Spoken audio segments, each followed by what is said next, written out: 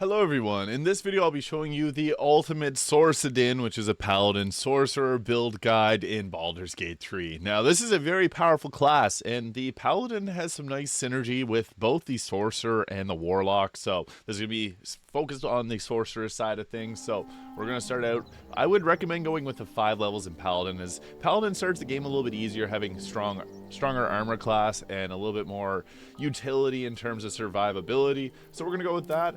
In terms of your subclass, personally, I think that the Oath of Vengeance is one of the best, but it's kind of up to you. And also for your role-playing purposes, what you choose. I just find that with the Oath of Vengeance, you're dealing a bit more damage, which is quite nice. You can also go the Oathbreaker Paladin route, which is what I personally like to go with.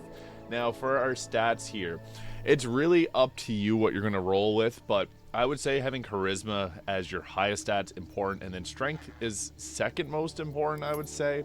Somewhere around there. Dexterity is not a bad thing to have as well if you want to have a higher chance of hitting. And Constitution is good too if you want to have a bit more health points just for survivability's sake. You can dump your Intelligence, as it doesn't use Intelligence as a spell casting modifier, but there's also the Circlet of Intelligence you can get in Act 1 to help out with that.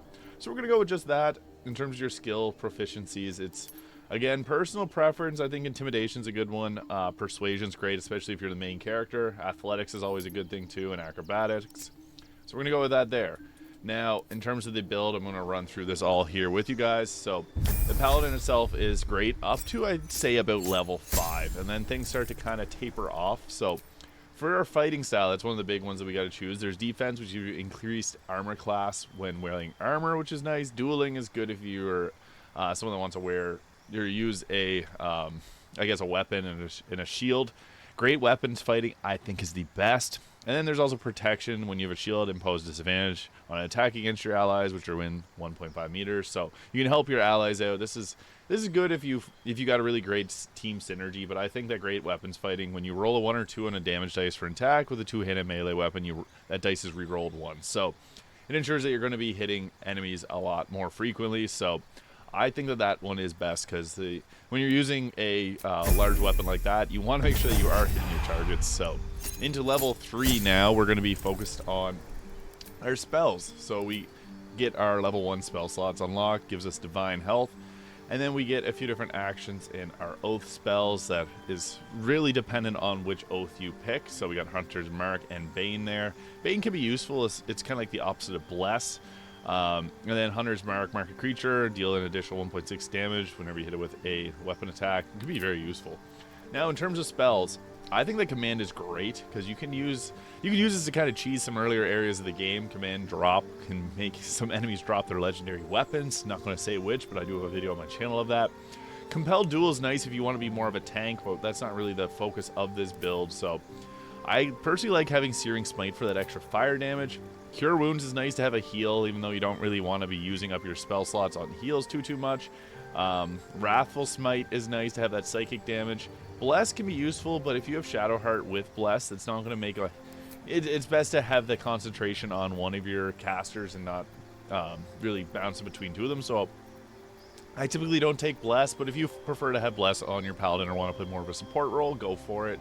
I really like the Divine Favor, which is a concentration, gives you an additional 1 to 4 radiant damage, which can turn the tides, because it is a bonus action if you're using that before an attack. As a Paladin, you want to smite a lot, but with the Sorcerer, things are a little bit different, since the Sorcerer's got a lot of spells that work a little bit differently. Now, we can get Heroism, which is another concentration to make yourself immune to Frighten and gain 5 health points per turn. This is pretty useful, especially if you're encountering Frightened a lot. So I think I'll stick with that there in terms of skills. And we get our feat. Now this is great for an ability improvement, is really nice, because you can bump up your charisma to 18 at this point. You can also bump up your strength if you'd like to, but personally it's different for every build, but I think that there are some that work a little bit better in terms of their usability. Like, for example, Warcaster allows you to have an advantage on saving throws against keeping your concentration on a spell. So for the Sorcerer side of things, that can be very useful. Spell Sniper is nice too, because it gives you a higher chance of getting a critical hit on your attack, so that's also really nice. Sentinel too is useful if you've got Sentinel, and I find Polearm Master, so you get a bonus action attack with your butt of your weapon, and then make an opportunity attack when a target comes nearby.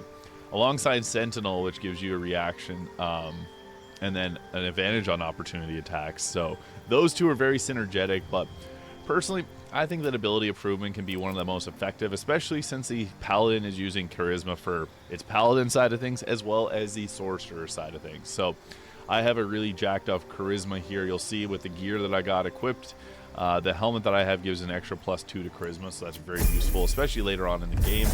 But now we're at level 5, and this is where I think that the Paladin gets its most effective skills, and kind of the best time to switch into another class. So we get our level 2 spell slots, and we get an extra attack, which is very useful, so you can do 2 smites in a row. Now, in terms of spells, we get access to our level 2 spells, and this is where we can start to get a little bit more creative with our build. You get Aid, Lesser Restoration, Protection from Poison. I like Branding Smite and Magic Weapon. Those are my 2 personal favorites. Radiant Damage, great against the undead. Also, very useful for things turning invisible.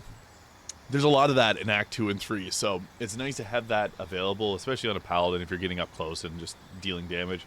Magic Weapon is nice to give you a +1 bonus to attack and damage rolls, so that can be a great concentration to use just outside of combat before you hop into things. So there it is for level 5 Pally. We're going to now add in the Sorcerer, because this is where things start to get really fun. Now, you can kind of bounce between the two, but I recommend just getting your Paladin to 5 to get that extra attack. Now we're going to add in the Sorcerer, so things get a little bit more enjoyable here. There's specializations, which we'll get to in a second here, but for cantrips, fill in the gaps with what your party needs, because you're likely going to run a couple casters. So Firebolt is a pretty decent one to have just for fire utility, so I guess we'll take that one. I personally like Minor Illusion, and here's why. So not a lot of people like this spell or cantrip, but the reason I like it is you can use it outside of combat, make a little illusion somewheres. It groups the enemies together, and then you can go fireball. It's crazy effective, so we're going to take that one. Not a lot of people, I've gotten people say that that's stupid, but hey, use it and you'll see. Now, Dancing Lights can be decent. Friends can be very great. I think we'll take Friends there because that's useful, especially if you're the leader of your party, so you can get a lot of extra ability. It gives you some advantages in conversation, so we'll go with that. True Strike gives you advantage on your next attack roll. That's okay. Blade Ward can reduce damage. Ray of Frost can be nice because we don't really have that many ice attacks as a Paladin. But personally, I think that Mage Hand can be a very useful utility spell, so we're going to go with that. And then in terms of our spells, Magic Missile is crazy good, especially later on when you can upcast this, and it can remove Unstoppable really easily. I have a video of me one-shotting Orin later on in the game with that, so I love Magic Missile. Chromatic Orb is nice too, because it gives you the ability to choose what type of damage you're dealing with that. So I think personally that's my preference, but Thunder Wave can also have some utility, Witch Bolt 2 and Ice Knife, but I think that those two are great, so we're going to go with that. Now we get into the subclass, where this thing gets crazy. Wild Magic is pretty wild. You get... yeah, Wild Magic just makes things go crazy. It's more RNG based, whereas the Draconic Bloodline gives you extra armor class, but also extra health. So every sorcerer level, you're going to get an extra health point. Storm Sorcery is nice too. You can cast Fly as a bonus action into your turn. I personally just like the Draconic Bloodline. You get that little Draconic look. Don't mind the little Illithid eye there. They made an update and made it way uglier. But you can get Tasha's Hideous Laughter there, which is kind of nice. Personally, I like the... Choose whatever one you're going to be more resistant to that damage type. I think that the fire damage is pretty great. And you can choose your little scaly look. I like it off, personally. But there it is, level 1 of Sorcerer. This is where things start to get really exciting. So now we're going into level 2 here. We get our sorcery points, which can create some crazy balances in the class. So next, we're going to pick our next cantrip. This is, again, just pick whatever you didn't pick last time. Ray of Sickness, Ice Knife, Witch Bolt. I'm going to go with Witch Bolt. Then we get our class passives for our meta magic. So we have the Careful spell here, which automatically succeeds a saving throw against spells that require them. Distance spells increases range of spells by 50%. Melee spells get a range of 9 meters. That can be very useful. So Twin spell, spells that can only target one creature can target an additional creature. This can be useful too. There's a lot of useful situations as a sorcerer. This doubles the duration, but we're going to go Distance spell and Twin spell. This isn't the best that we get for meta magic. We're going to get something better here in our next levels, so you'll see. Now into level 8 and level 3 as a sorcerer, we're going to get more sorcery points, more spell slots. That's fantastic. For a spell, Cloud of Daggers can be crazy useful. Later on in the game, it's not as useful, so something like a Scorching Ray can be great because you can upcast that and deal great amounts of damage, so that's personally what I would go with. For a class, passive, Quicken Spell is our absolute best. So spells that cost an action cost a bonus action instead. So what this means is we can cast 2 fireballs in 1 turn. This is crazy powerful. So take Quicken Spell. That thing can get crazy. We also get the Heightened Spell, which targets spells that require saving spell. You have disadvantage on their first saving throw. Extended increases the duration. Careful Spell. Subtle Spell. You can cast spells with silence. That's a nice one to take as well if you deal with that often. But that's what we're going to go with for that level. This is exactly where the Sorcerer, or SORCADIN, gets really crazy. We also get another cantrip again.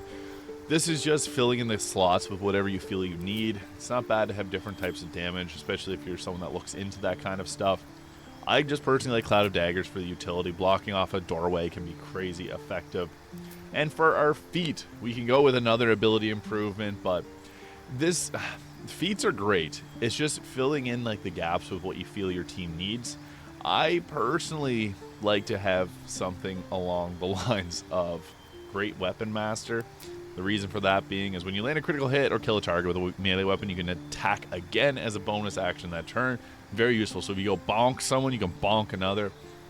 So Smite is really useful as a paladin, and you can line up a lot of different attacks with that. So attacks with melee weapons that you're proficient with and are wielding in both hands can deal an additional 10 damage at the cost of a -5 attack roll, which does make things a little bit more challenging to hit. You can also target it on or off, toggle it on or off, but I think that this is really great. If you're not using two-handed weapons, or you just don't find this very useful, stick with ability improvement. This is kind of where the build's starting to twist its way away. So ability improvement if you want to stick to more casting, but if you want to get up close, Great Weapon Master is the way to go for that one there. And honestly, this class can really do it all. Paladins mixed with Warlock or Sorcerer are very, very strong. So we finally get our level 3 spell, and you guys know what we're going to be picking. It's obviously Fireball. This attack is just ridiculous. Shoot a bright flame from your fingers that explodes upon contact, torching everything in the vicinity. Very powerful skill. We love Fireball. It's great. Counterspell can be nice, but I would leave that for your dedicated, full-on caster. Now we get the 5 and 5. That's level 10. And into level 11 here, we're getting more sorcery points, which is fantastic. We always want that. So we also get more level 4 spell slots, so then we can get access to new spells. Or I guess not this level, but we are going to want something for, I guess, utility here. It's personal preference. Fly is kind of nice, but if you go Illithid, you can fly without that. Hypnotic Pattern. Counterspell, again, can be somewhat useful. I do personally like Lightning Bolt quite a bit for damage because it just hits a straight line. So if you've got good mobility in turning the battle into your own kind of play field, you can hit a lot of people with this. Create Water plus Lightning Bolt is really great as well. So there's a lot of utility in this build. And finally, for our final level into Sorcerer, we're going to be getting more spell slots. We get another level 4 and a level 5, 1 sorcery point. And then we got our level 4 spells. So we only get to choose one of these. Ice Storm can be useful to create a bunch of water on the ground. You can do Ice Storm, Fireball, and then you got Water to do an electric type attack. So great synergy if you have another caster. Wall of Fire is another great one. It just creates choke points. You can create a wall made of fire. Pretty self-explanatory. Polymorph is funny. Turn into a sheep. I personally really like Ice Storm. Dimension Door can have a really good useful ability too, with creating a jump gap between 2 areas for you and your team. But we're going to go with Ice Storm. I think Ice Storm is really great. So yeah, that is my build for the Sorcerer Paladin. Now, in terms of gear that you're going to want, I kind of have this Homelander look to my character, but yeah, I really like having the Birthright hat. It gives you +2 to Charisma, Cloak of Protection for an extra armor class, and saving throws. This here gives you a nice decrease to all damage by 2. Gauntlets of the Hill Giants, I could have just completely dumped my strength. I didn't do that for the purposes of this video, but this will set my strength to 23, so I could dump strength and put everything into Charisma and Constitution. Helldust Boots, pretty nice. The Amulet of Baal gives you On hit, inflict bleeding upon targets that have maximum health points. Can be very, very useful. Killer Sweetheart gives you a free crit when you long rest, after a long rest. And when you're concentrating, you deal an additional 1 to 4 psychic damage. This isn't the absolute best setup of gear, but that's a pretty good build. So I hope you found this video useful, and if you did, please hit that like and subscribe button below. It helps out the channel. I really do appreciate it, and I will see you all in the next video. Thank you so much for watching.